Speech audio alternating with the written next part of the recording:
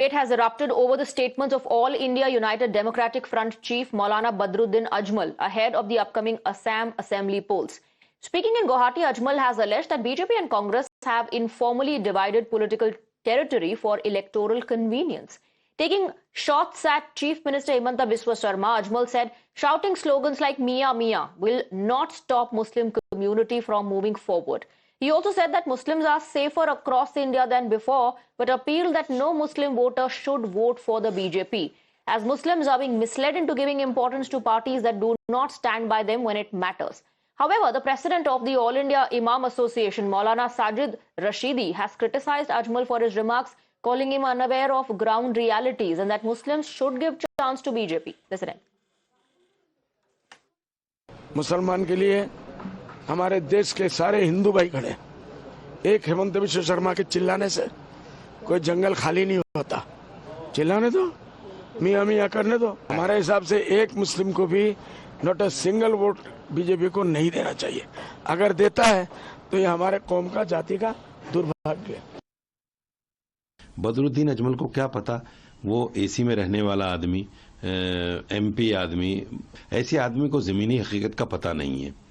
सवाल सबसे बड़ा ये है, ठीक है हम सेफ हैं, लेकिन सेफ होने के साथ साथ आप अपने वोट बैंक के लिए ये कहें कि भारतीय जनता पार्टी को वोट ना दें। जितना आप बीजेपी को गाली दोगे, बुरा भला कहोगे, फायदा होगा उसको, हिंदू वोट इकट्ठा होगा। तीसरी बात यह है कि क्या मुसलमानों ने भारतीय जनता पार्टी को हराने का ठेका ले लिया? मैं तो ये कहता हूं कि अगर मुसलमान खुलकर वोट दें भारतीय जनता पार्टी को, ये जो नफरतें हैं, ये जो आए दिन मुसलमान मर रहे हैं और आए दिन उनको पीटा जा रहा है, जगह जगह झगड़े हो रहे हैं, मैं समझता हूं सब खत्म हो जाएगा। मुसलमान एक बार बीजेपी को आजमा कर देखें। Let's go across to Niyamika, who's joining us in the broadcast with more details. Niyamika, politics is heating up ahead of elections in Assam. So Mr. Badruddin Ajmal says that Muslims are safer than ever in India, and he's hit out at both the BJP and Congress, saying that these parties are playing politics. For Congress, he says dirty politics being played for minority vote bank.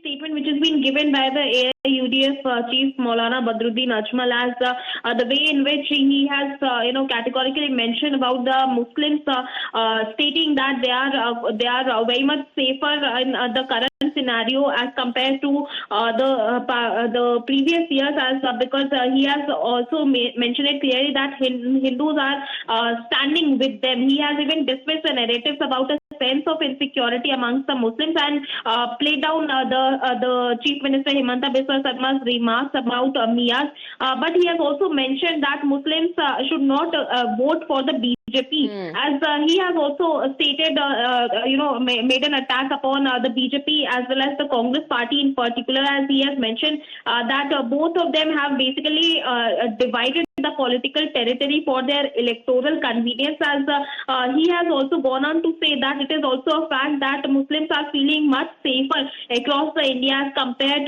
to before, as but he has also appealed that no Muslim voter should give vote to the BJP, as Muslims are being misled into giving importance to the parties that do not stand by them when it matters. When the important decisions are to be taken, then these are the parties who do not stand with the Muslims in this country. So this is a kind of a statement which is coming in on the part of Badruddin Ajmal, as he has advised the Muslims not to extend the electoral support to the BJP just ahead of the assembly elections which are coming in the state of Assam. So it will be really interesting to see that whether this entire statement which is also going to impact anything upon Any the ground. reactions coming in from the Congress camp on the same, Niyamika?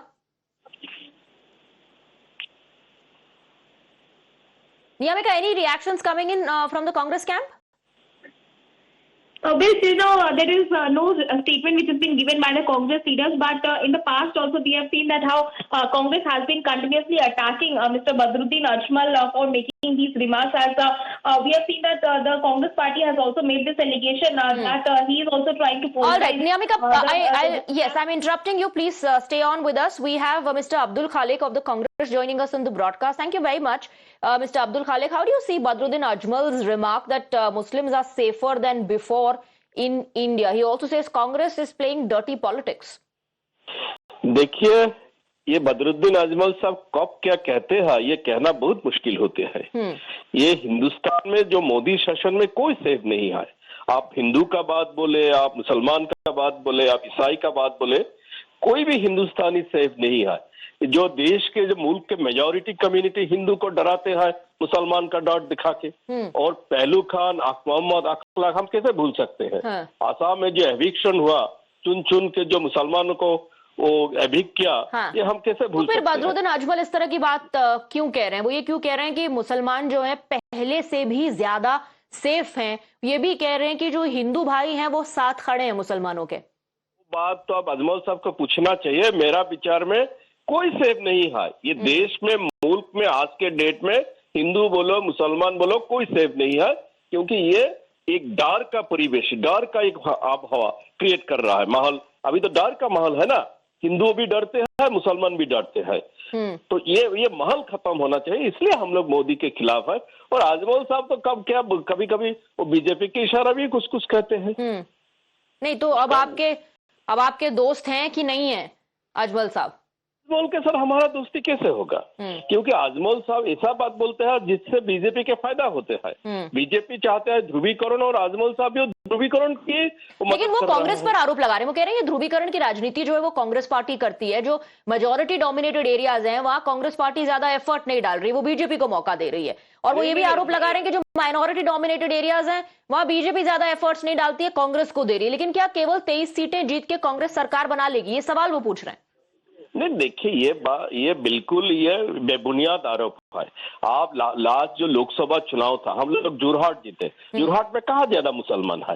वो तो Hindu majority seat है, असम में Hindu majority seat है। वहाँ सारे सरकार को हरा के हमारे जो उम्मीदवार था गौरव गोगोई जी, वो जीत के आया वहां से। अगर हम लोग सिर्फ अल्पसंख्यक की ही राजनीति करते, वहां से गौरव गोगोई नहीं जीतते। हम अल्पसंख्यक या ज्यादा संख्यक की राजनीति नहीं करते, हम हिंदू मुसलमान के राजनीति नहीं करते, हम जनता की राजनीति करते हैं। और हम लोग जो ये हिमंत बिस्वा शर्मा का असम में जो सरकार है, ये सरकार को उखाड़ फेंकना चाहता हूँ। ये असम की जनता चाहते हैं। अभी सुनिए एक सेकेंड, ये जुबिन गार्ग हम लोग सारे असम के जनता चाहता, उनको भारत रत्न दे। खालिद जी एक भी अवार्ड नहीं दिया। Okay, Abdul Khalid ji, please stay on with us. We have Meera Borthakur Goswami, President of the Assam Pradesh Mahila Congress, joining us on the broadcast. Your first response on what Mr. Ajmal has said, that Muslims are safer than ever in India. Hello?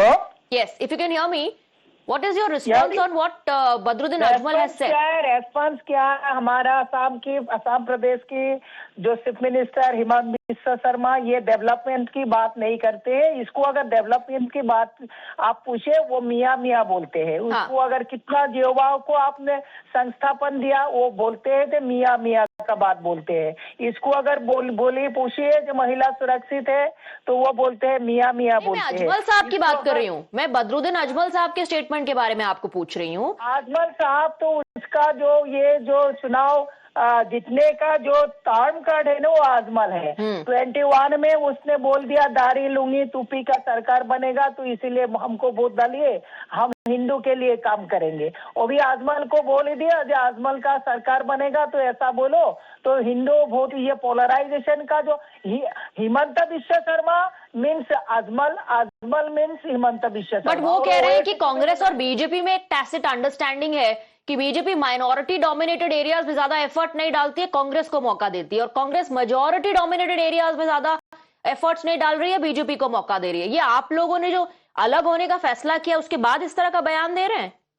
नहीं, ये बिल्कुल गलत बात है। 15 साल तरुण गोगोई जी का नेतृत्व में 15 साल कांग्रेस ने सेकुलर गवर्नमेंट चलाया, लेकिन इन लोगों का पास जो बीजेपी सरकार है, इन लोग का पास कोई रिपोर्ट कार्ड नहीं है। इन लोग का रिपोर्ट कार्ड अजमल है, इन लोग का रिपोर्ट कार्ड मियाँ है। आप पूछे हिमंत बिस्वा शर्मा को जो 5 लाख युवाओं को नौकरी देने का जो वादा किया था, कितना लोगों को वो नौकरी दिया?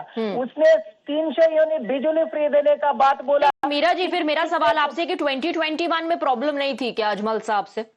जरूर प्रॉब्लम हुआ 2021 में। हम लोग जो करते हैं खुल्ला हम लोग अलायंस किए थे।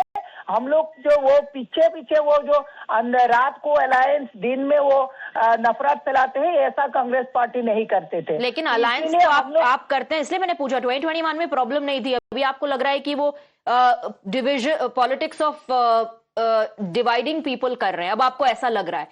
Thank you very much Meera Borthakur और Abdul Khaliq for joining us in the broadcast with your perspective. Moving on, there's a stunning story from China completely